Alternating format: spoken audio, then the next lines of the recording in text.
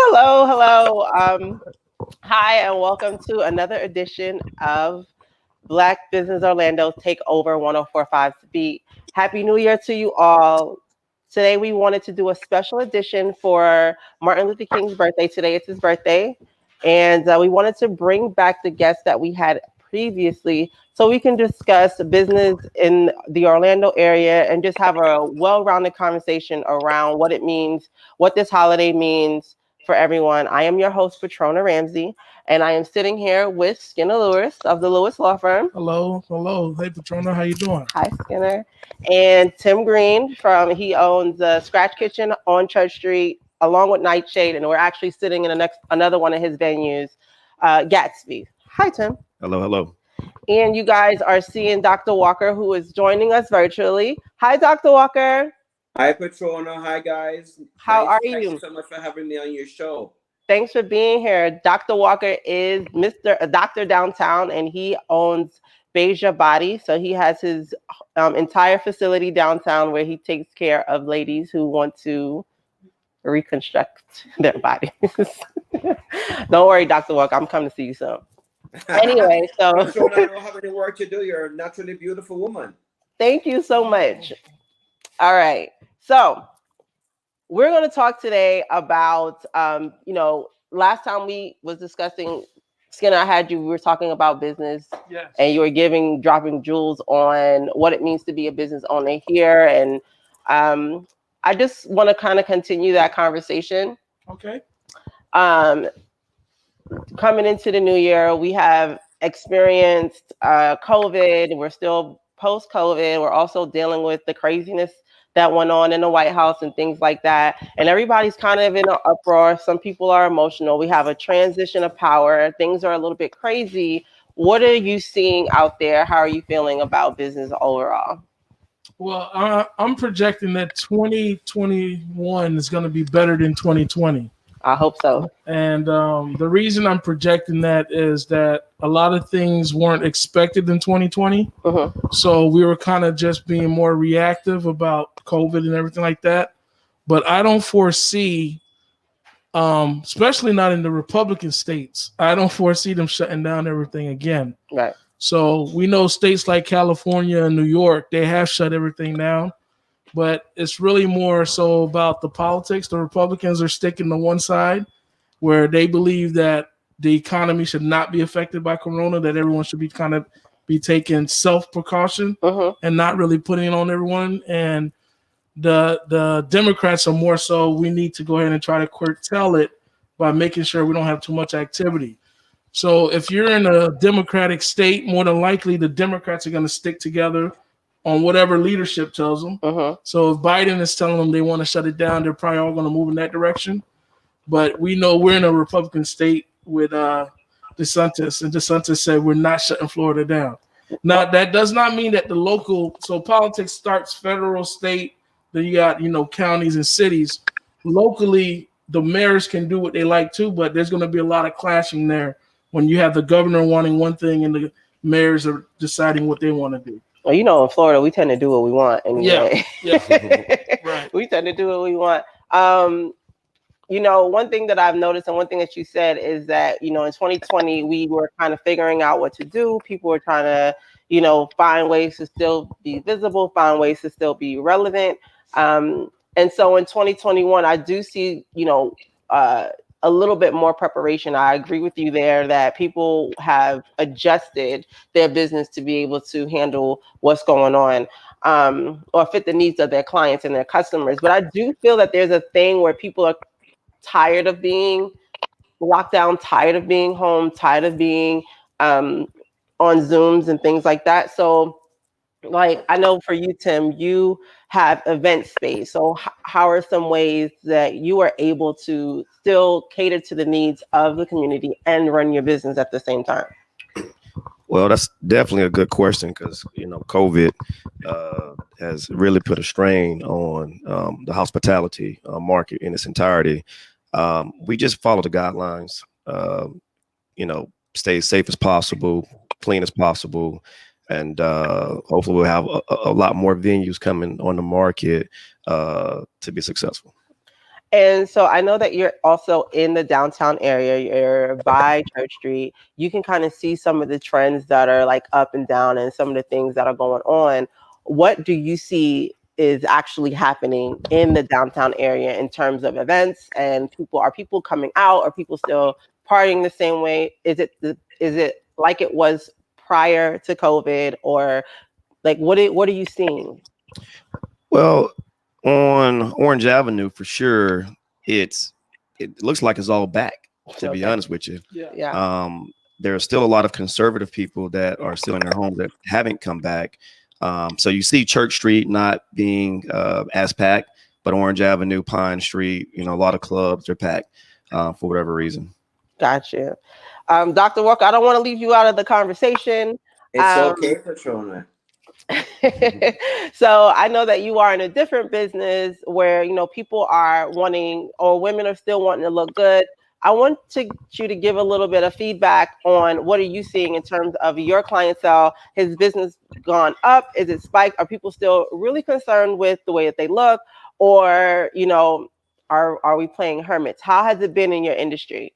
For my industry, it's actually going up because a lot of people want to look good for the new year.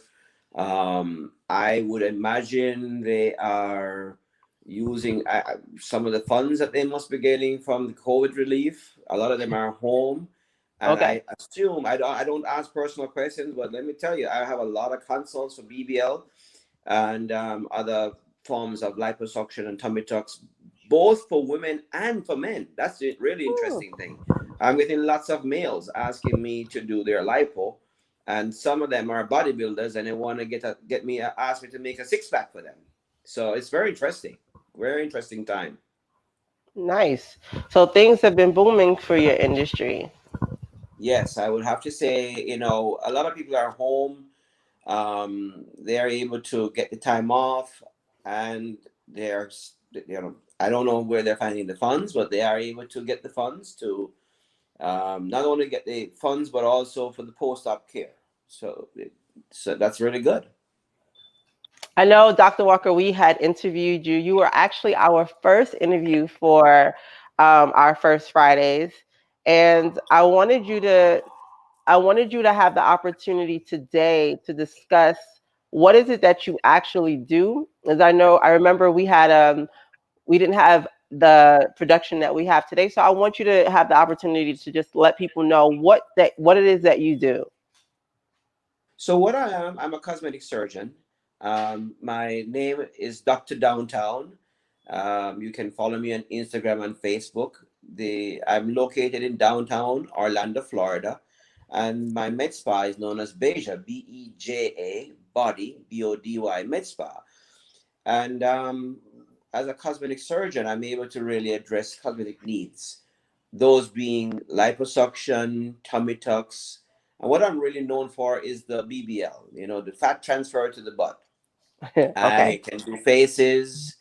I can basically, those are really the areas that I'm really known for. But there are other areas too. I mean, for ladies, little tightening in certain delicate areas, I take care of that. And for men Yeah. also, sexual enhancement, matters of that nature, I take care of. Got you. Prospective people, of course, can follow me on Instagram and they can see more details or go to my website. I pride myself as being a minority owned practice, because I cater to those of us who have a different hue. I cater to everybody, but I take it into consideration when I'm trying to make and give my clients the best outcome. I take into consideration things like the skin type, the quality of the tissue. It's very important to know that. I mean, we as African Americans, we have really good collagen. So many times, as a cosmetic surgeon, I don't need to do a tummy tuck. Just knowing that fact that our collagen is so strong and we have good elastin, it allows me to use laser technology to tighten up the skin afterwards, after I do a liposuction. Thus, and therefore saving the patient money, but also being able to cater to them and give them a quick recovery and minimal downtime and an excellent outcome. Thank you. So I what we try to do every first Friday is we do try to we try to highlight a Black owned business in the Orlando area so we can bring visibility to what it is that is going on with Black businesses in Orlando. Break the stigma that we only have small time businesses, or that, yes, there's nothing wrong with being anything. I don't even want to call anyone out, but we have big business here in Orlando as well. And I'm sitting with one of the top injury law lawyers in Orlando, a top developer, and one of the top doctors. I'm surrounded by awesome people, awesome men doing great things in the Orlando sector. And here on MLK Day, it's just a way for us to celebrate each other and where we've come, what we've been able to accomplish. Right now we have um, we're looking into the media where we're seeing people able to storm the White House and get close and sit in our officials' desk and go home and say, whatever repercussions they're going to get, they weren't harmed, they weren't murdered, they weren't killed, they got to go back home. And we have a lot of us sitting back and watching us and understanding that, yes, you know what, police officers or law enforcement, they are able to use restraint when it comes to people of any color. Why aren't we given those same privileges? Why aren't we given those same rights? And those discussions are going on. We are transferring power that's going on, and I really want you guys to let's literally talk about what it meant to get to where you are. You guys are really powerful right now, and some of the most powerful people here in Orlando, and you tend to just look like me. I think that's a real empowering thing and a very inspiring thing for anyone to see and witness. So I want to talk about what it takes to get there, what it takes to overcome any of the stigmas, even if you're, and one of the things that I like about both Skinner and Tim is that they are from the rougher areas. From, like, you're from Paramore. Where did you grow? I don't know where you're from. Palm Beach. Palm Beach. And it took them, they had to fight out of wherever they came from to get to where they are, but they didn't just stop at six figures. They are in the seven and growing into the 8-figure market. And Dr. Walker is Jamaican, just like myself. And so we know what it's like to come out of Jamaica and come into a country and able to own a facility in the midst, in the heart of downtown. So Right. I want to have a real conversation about like your struggles and how you reach to get where you are today. Well, if I could speak, the Please. one thing that I think we have as a common thread is that we try to provide excellent service to our community. Yeah. So for me, when I graduated law school, I was doing a lot of corporate and real estate work. I had my master's in taxation, but I decided that I wanted to go back in the community and actually make my law firm service my community. Why? Why is that important? To me, it was always important because my whole upbringing, even when I was an undergrad, I always wanted to be able to be the best of us. Uh-huh. It wasn't really more so about, working at another law firm and I'm doing okay individually, yet I still feel like my people were struggling. I always felt like it was to get the information, get the knowledge, and make sure that we can give the confidence back to our people to give them that level of representation. So, like, even the way I became an attorney, for me, I was a 16-year-old in ISS, in school suspension. And they used to make professionals come back and talk to us to motivate us so we don't get in more trouble. And I never thought about becoming an attorney. At that point, I'm looking at the things in my neighborhood, what I thought was success. I want the nice cars, the nice chains, all those type of things. And it was actually a young Italian attorney who came in. He had on a nice suit, custom suit. He had on the Cuban wrist. And I was like, excuse me, what do you do, sir? And he says, I'm an attorney. I said, no. Attorneys are squares, man. They wear the big suit leaning off their shoulder. And then he made a quote that's kind of been the quote that I've used for my life. When you're good at what you do what you want.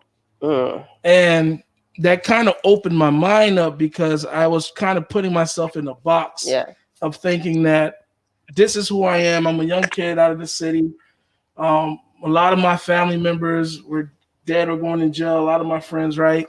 And you kind of get stuck in that world where that's all you've seen. But he opened my mind where Skinner, if you're good at what you do, you don't have to change. Yeah. Meaning that you can be better. You have to change in the sense of making yourself and developing yourself, but you can still be yourself. You can still keep your culture. So that's always been my approach of giving a different light, a different variation to excellent service, but still keeping your essence of who you are. So that kind of speaks to like, what do you say to people? Because I've dealt with a lot of entrepreneurs. So what do you say to people who feel like your business should not look like you at all? Like that kind of speaks to that, where people say, okay, if you put your brand in front of yourself, the person, the consumer, shouldn't know that you're a black owned business.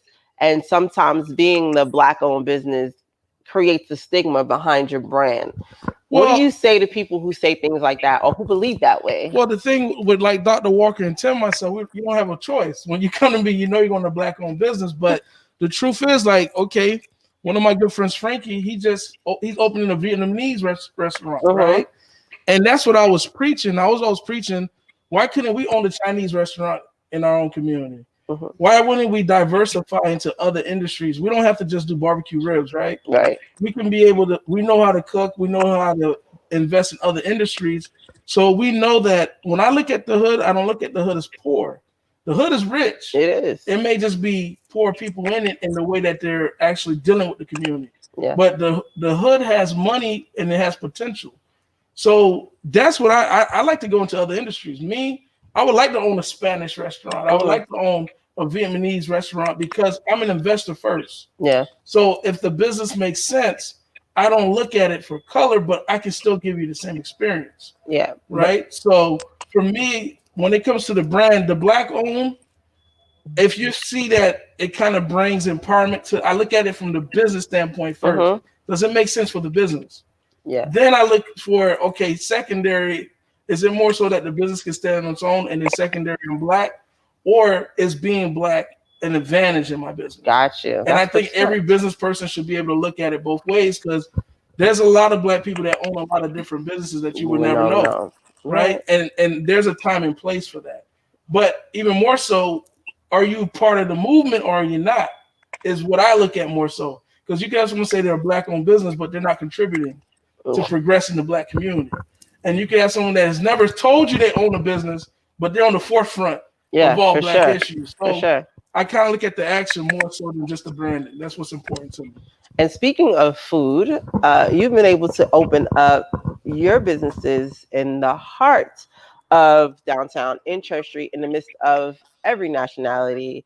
And so how has that been able to, I guess, like, how does that help with your own business? Like what we were saying, being a black owned business, I've actually sat down at your restaurant many times and I can't tell what the food is, but it's amazing. It's really good. Sure. I mean, the food is definitely from scratch. It's all-American cuisine. And my partner, Eugene, I mean, we got a special team in place. And, you know, we all sat down and just really kind of thought about what we all like. You know, so I love lobster. I love oysters. I love, you know, lobster tacos. And the three of us also sat down and put that menu together and said, we need a higher quality of food for our community. And so we started with that thought process first and thinking with the community, and we were able to come up with an awesome menu. So you guys have, like, I'm a vegetarian, I don't eat meat. And so when I go to your restaurant, I have options. You have this black bean taco that has Brussels sprouts in it, and that's why I'm like, is this what is? I've never seen that mix before. And then tap it with a Greek salad. Like those are things I've never mixed those things together. But the food is good, and when you go into Scratch Kitchen, you have people of all nationalities come and sit down and eat. Sure. How are you able to do that? How are you able to bring all those different people together to just have a good time in your space? Well, I think one portion of it is location. So we're adjacent to the Amway. They have multiple, well, they were having multiple events, concerts, basketball games. Then, you know, people are definitely going to a game, so they're coming to Scratch Kitchen. The same thing for Orlando City Soccer. So you have those numbers that where, you know, you're going to get a certain amount of people. So, for example, lots of times you may have business owners that say, "Hey, I can cook," and then the next thing they'll do is they'll go and find a building somewhere. Mm-hmm. Well, the corporations work a little bit different. Yeah. There's always a dream, but they look at things like traffic study, as in a Wawa. Wawa won't go anywhere unless there's at least 25,000 cars passing by every day. Mm-hmm. That's going to tell them before they even put their product. They know they have a good product, but that's going to tell them that they're going to do well Mm-hmm. based on those numbers. Mm-hmm. So we've done that due diligence before we just decided to open Scratch Kitchen. Seashells is one of our newest concepts, Mm-hmm. and we're actually getting ready to fly to Africa Ooh, because Seychelles, there's an island in Seychelles, and so we want to be inspired by that. So we're going to I go and like spend it. some time at a That's lot of awesome. those Right? restaurants, and then come back and bring something to our community that ain't even in Orlando or Florida That's from that exciting. standpoint. And the other exciting part about it is that many of you have went to Chris Chop House, and a lot of attorneys and doctors and so forth. And we go to Chris, and I said, you know what, it'd be a great mixture to be right next door to Chris, but for us and for many other people as well. Nice. So, Dr. Walker, you've been able to have a practice where your business, your consumer base is very diversified, where you're able to cater to people who are more interested in Botox or facials and things like that. And when you look on your Beige Body website, and I've actually been into your facility, you wouldn't be able to tell your business is Black owned if I didn't know you personally. And so I want to know, like, how were you able to create that business from the start? I mean, I know sometimes when people are getting, especially Black doctors, when they're getting into BBLs, they tend to focus on before and afters of Black women, and that's how they build their base. But you've done a different approach, and you're seeing success in that approach. Just talk a little bit about how you got started and why you decided to go that route. So, in terms of how I started, I've always admired the ability to. I love art, and I Mhm. really admire the body and the artistry of it. And I absolutely love the surgical ability to give someone who has been through a life change a completely different body and thus an outlook to life. With that said, I pursued training as a cosmetic surgeon. And one of the fascinating things about this field is that it's always evolving. You have to keep up to date. I mean, every day, there's always something fresh and something new. And that's probably what made me and drove me to choose this area. As you Mhm. and I are, and the audience are now aware that we are both from Jamaica. So as Jamaicans, we are always trying to be ahead of the game. We're always trying to be very industrious. We try to serve our community. We try to think outside the box. How can we serve our community? I get a lot of patients who said, I didn't even know there's a Jamaican doctor who's a cosmetic surgeon. I'm going to Miami, Mhm. going to Timbuktu, I'm going to DR, I'm going to Colombia. Now I know there's a Jamaican doctor. I want to see him. He's one of Right. us. And the truth be told is that, as Skinner said, what drives me? Mhm. What drives me is the ability to give back to the community. It's important to remember my past. MLK is happens to be one of the mentors for me, one of my life mentors. What he Nice. went through for us to be able to be even on the radio today talking, um, I will be forever in gratitude and in debt to him for what he did for us as a people. And these gentlemen and you sitting there, it's a huge honor to be a part of this group because I mean we have been we we we, we have a certain challenges that others don't have. So we have to overcome those challenges and at the same time succeed. With that said, what drives me is the ability to give back and serve the community, but also give back to my patients, right? I want my patients to have the best possible outcomes. And I don't want them to have to go to another doctor who is thinking, oh, well, you don't need that type of body. But they don't understand our culture, right? They don't know what we want. What is it the men and women in the culture, the African American culture, think is beautiful? I Yeah. mean, certain things, certain aspects of beauty to us are different than other cultural groups. And so, with that said, um, you know, that's what drives me. The ability to serve others, the ability to help others, and the ability to give back Right. while remembering my past. I never forget where I'm from. I'm from Jamaica. And I'm humbled by this. And at the same time, let me be very frank, I'm very grateful to be in this Mhm. great country, United States of America. I'm grateful to be here and to have a dual citizenship. I'm not bashing this country. I'm grateful to be able to serve here. But what I want to say is that I want to continue to serve my people and serve my God in the process thereof. Because we all know, all of us sitting here are very spiritual. And I think as a community, we are very spiritual. Mhm. I can't ever forget the Almighty Father who, thanks to His grace and His mercy, has allowed me to be a humble black man here owning a med spa in downtown Orlando and to be amongst this great audience on the radio show today. Yeah. Yes.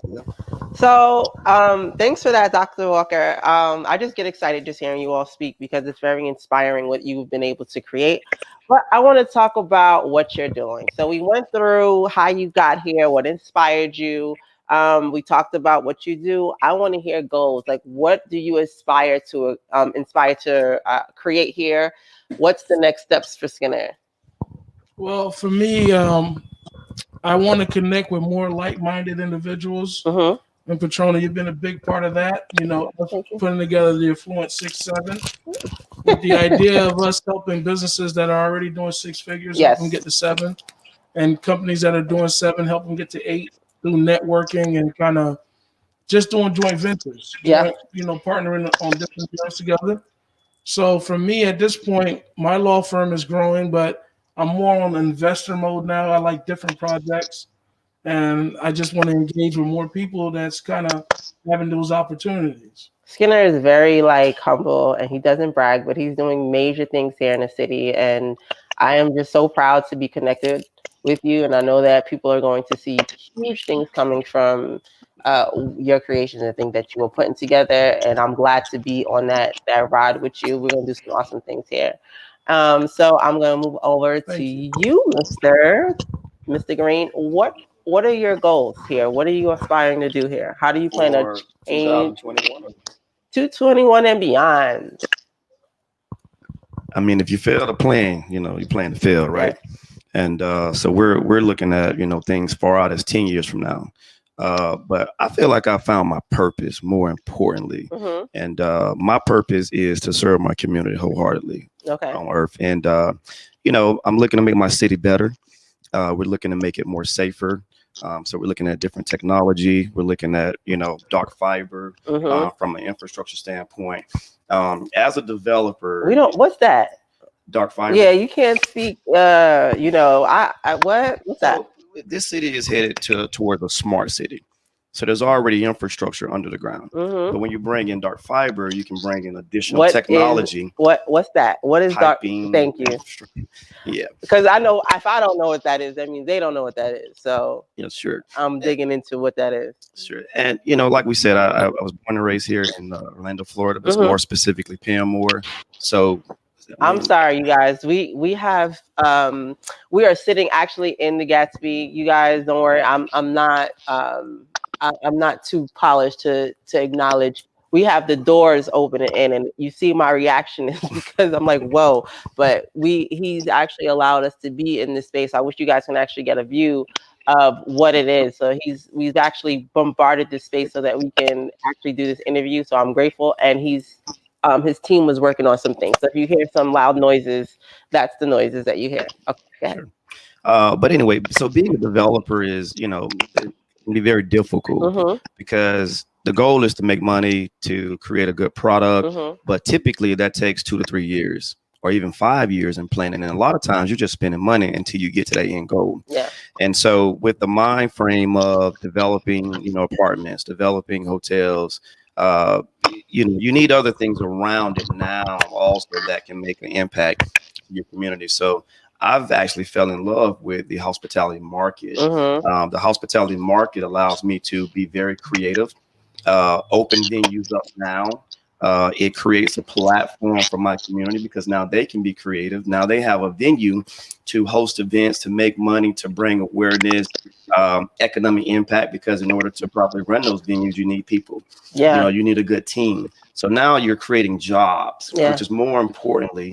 And not only that, you're creating, future CEOs because I tell my entire team, whether you're a backboard, busser, or a server, this ain't what we stopping at. Yeah. Let's be consistent, but let's keep an open mind and let's grow. So for 2021, it's very ambitious of me, but my goal is to get to 10 venues. As far as restaurants, bars, but I definitely would like, because That's look, awesome. it's okay to have one. That's fine and dandy. How It's many okay do to you have have two.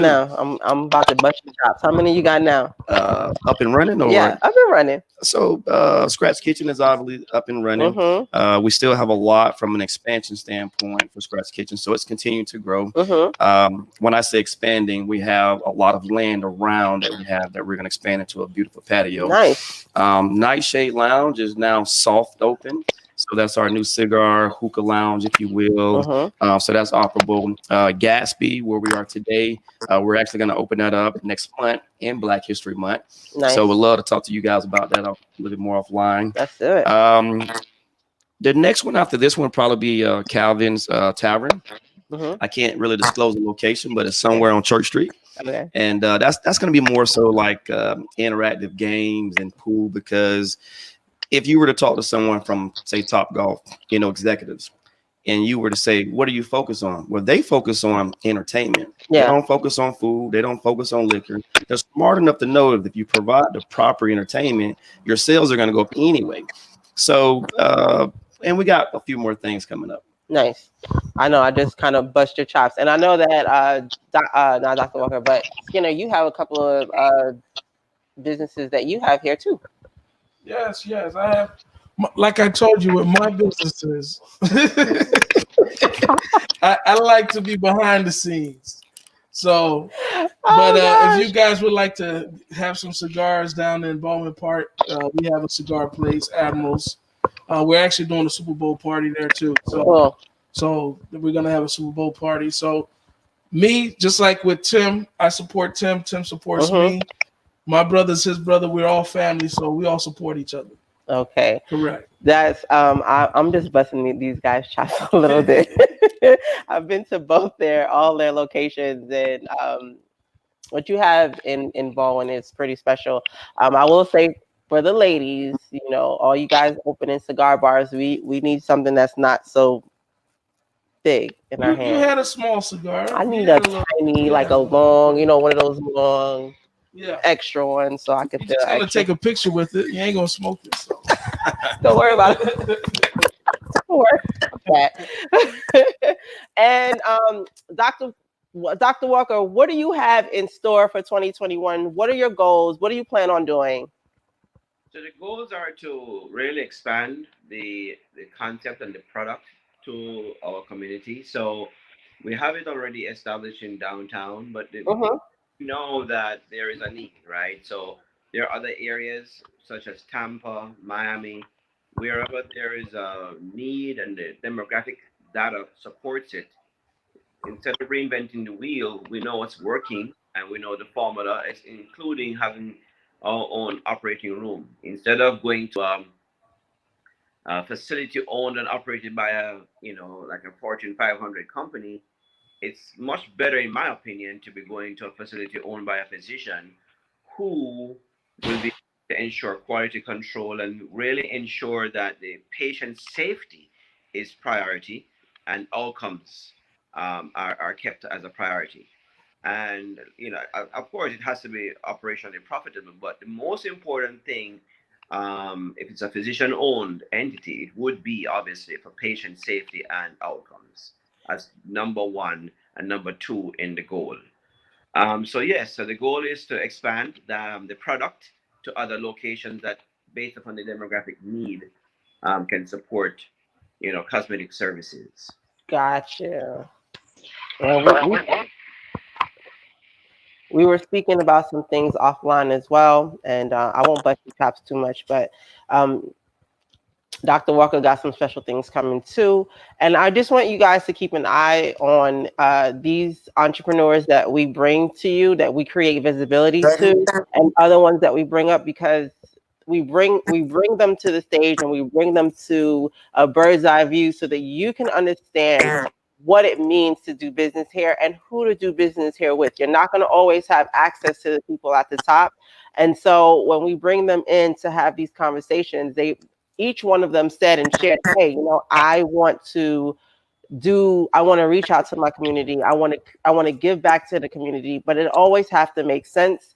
It's not it has to make sense to what they're doing, and a place where they can grow the community as well as themselves, because we all know that when you give too much, you can burn yourself out. And if you're giving a lot of yourself and you burn yourself out and nothing comes of it, then you've wasted and exhausted time and resources.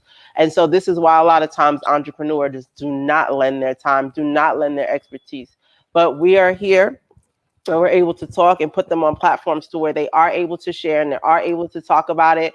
And so you follow them, go to their websites, go to their Instagrams and Facebooks, their social medias, and follow them, buy into whatever it is that they're offering, and get close to what they to their message and their purpose. I feel that you will find value. You can find value in each other when we do things like that, when we create a space for people to come by and get to know, hey, you know what, he's from where I'm from. If he could do it, I could do it. If she could do it, I can do it. If they can create it, I can create it. And the cool thing about it is that they don't change who they are to do it. Everybody is their individual selves. Like, we are authentically who we are. And we show up that way. And we show up that way so that you can be inspired to do the same thing. We have over Black Business in Orlando, we have over 20,000 people in our group, that actually 21,000 now as we continue to grow. But some of the things that I'd like to see more of is people connecting and building things together, creating things together to create a bigger platform. We are a group of people that are doing it now, and the more people that lock arms with what we're doing, the bigger that we can make this mission become. I want to shout out I Am Media always for sponsoring this segment. I Am Media is a production company that does videos. If you look at the quality of our video, we are sitting here with mics and we look good. It's not just from my phone or our tablets. They're so professional. Aren't they professional? So professional. I'm very impressed. Yeah, me as well. I love it. I love it. So Alex from I Am Media and his team have us up here looking good. So I want to shout you guys out. Thank you for always being professional. And I'm gonna let you guys say any last words that you have to say, and then we'll head out. So, what are your last words to the folks? My last word will be I believe Martin Luther King represented equality when he was pushing for us to have equal rights. And towards the end, right before he was assassinated, he was moving towards equity. And I think that's where our generation is at this point, that the generation before us fought to get us here. But now we have to look beyond just being equal. We have to start looking and bringing value to keep value. Yeah. Ownership. So I think our generation's fight is ownership. We don't just want access, we want assets. Yes. And if we keep that as the mindset in everything that we do, even if it's a little, if you own it, you have something. Versus having a lot that's not yours. So that's been my approach throughout my career, is ownership. And even if I just take 10%, I'm okay with that because I have something. Yeah. And I can build from there. So that's what I would like to leave everybody with. Let's start thinking about owning your talent. And I see it coming. I see a lot of the talent is moving in a direction where they can own their own masters. They can own their own production. They can own things that traditionally they didn't think about before. And I think people like you inspire movements like that. And so I agree with you wholeheartedly where it comes to owning things. And I just want to add for people to get out of the mindset that we're stuck and that we can't, and things are just a little bit bigger than us. Like, I agree, we can definitely go out and own something, and it can always start small until we build it bigger. But not only that, like, whatever it is that you have, that you're sitting on, that you're not building and creating and owning, you are depriving the marketplace of something that they need. And Let me expand a little bit on that too, Patron. I'm not telling everyone to become an entrepreneur. nope. That means you can have a good job, but you should be buying stocks, right? You Absolutely. should be diversifying where your good job is helping you make great investments. Yep. So start thinking, how do you own other things, other opportunities, and you still can go to work every day? Yeah. Because I know there's this fight between entrepreneurs and employees. That's not the fight I'm trying to have. It should never be a fight, because we Right. need teachers, we need doctors, we Correct. need lawyers, we need bartenders, we But need it's time for janitors. us to have financial education. Absolutely, I agree with you, and that's someone definitely brought that up to me, and I almost got into a spat with a girl. I'm like, oh, no, no, no, no. I think having a career is just as important, because there are a lot of broke entrepreneurs out there. So do not think Correct. that entrepreneurship is the straight road to success. There's a lot of struggling entrepreneur things, and when you become an entrepreneur, you're going to struggle first. And there are a lot of people that are balancing careers and entrepreneurship, and there's a beauty in all of it. There's a beauty in creating something. So that argument, if any real entrepreneur out there, they're not going to, oh, you should quit your job. They're trying to get you to buy something. They're selling you a course. They're selling you a course. And I want to let you know, don't buy into the fluff, because at the end of the day, you have to be able to support yourself. You have to be able to support your family. And when you have a peace of mind that you're taking care of home and you're grounded in what you're doing and what you created, then your creative side can create, because you're not hungry trying to figure out how you're going to eat. So if there's an entrepreneur, I'm going to say it. Y'all can come for me if you want to. If there's an entrepreneur out there telling you, listen, you need to quit your job, and they are selling you something, if they're selling you an opportunity, an offer, a course, a class, an ebook, because most entrepreneurs know the struggle is all too real for me to tell you to quit your job. It's not for the weak-hearted At all. Absolutely. Whew. Sorry, sometimes I can go up on a tangent. Sometimes I can go up on a tangent. Yeah, so I'll give you the stage for you to say your last words to the folks. Okay. I definitely would. What we at right here? Or, that's that 3 times already, right? Y'all, they got this thing so professional. I'm nervous up here, y'all. I would definitely push everyone towards embracing Dr. King's I Have a Dream. And that's a start. And like Skinner just said, whether you are employed with someone, dream further than that ceiling that's holding you down. Keep dreaming. As Dr. King has, as you see it, it became a reality where no one else believed it. So you don't need nobody else to believe nothing. You just need to believe in yourself. Mm-hmm. Believe in yourself, keep dreaming, be consistent. And I tell everybody all the time, information is key. If I can't say anything else, if you don't take nothing else I just told you, information is key, because when you have that information, you're able to dissect things. Even if it's failure, it's still information, so you can become better. And you continue to dream, continue to believe in yourself, keep good quality people around you, stay away from the foolishness, and be great. And so let's celebrate each other, guys. I'm excited for this weekend. I'm also excited to bring this venue to Orlando, which is Gatsby.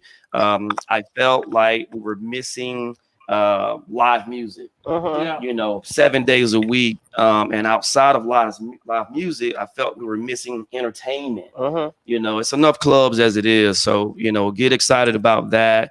But I also want to create an upscale venue in the heart of downtown that we can come and connect. We can come and network. We're working on also a section of Gatsby where if you need something printed, if you need something notarized, you might just need some information. You might need a good attorney. You need to find out how to go to the doctor downtown. Dr. Downtown. So that's coming out next month, Black History Month, guys. And so keep dreaming. We love you and hope to see you soon. We look forward to it. Thank you, Tim. Dr. Walker, talk to the people. What are your last words? Well, my last words are, education. And just following up on what these gentlemen said, Dr. King, for me, was a mentor and is my mentor. And yes, he had a dream. And we as a people need to remember that we have to become educated. We cannot allow people to keep us down. We have to rise above. And we have to remember that it's in the good book of Proverbs that if you want to be wise, you have to associate with the wise. So be careful of the company that you keep. Make sure you're around good people. And if you want to become an entrepreneur, you choose your friends wisely, Hmm. and remember, educate yourself. And with education comes power and opportunity. And never forget your past. Don't forget where you came from. I'm a humble little guy, a little humble Jamaican black boy from Jamaica. But I don't forget who I am. I am very grateful to be here serving the community. And I'm grateful to the Lord for being here. And those are my words. Remember to be humble, educate yourself, and always give back and serve. Thank you, Thank you, Dr. Thank Walker. you, Doc. Doc. I just want to let you guys know and just say all of the things that they say. Information is important, dreams are important, but what's more important is applying all of those things. And we as a people, as a community, have to release the things that separate us and, stop trying to disqualify each other based on who's more black or who's less black or who's better, who's worse, whether it's from the hood or from Windermere, whether you are bougie or ghetto, whether we are Christian or spiritual. We have so many things that divide us and separate us. And if we can erase or diminish some of those things that divide us, we can actually come together and create something beautiful and create something amazing. And there's going to always be a part of the population that feel like they're not going to change and they're not going to do the things. They're going to be the dope boys. They're going to be whoever they're going to be. But there's a bigger part of the community that wants change. And so if you focus on the people who want to create better and do better and lock arms with them, then you can create a huge thing. There is a stigma that, especially here, that people or organizations do not like to work with each other. And I'm going to go on record saying I'll work with anyone who wants to lock arms and create something huge without taking away what we've already creating. Like, let's go, let's lock arms, let's do it. We have our summit coming up.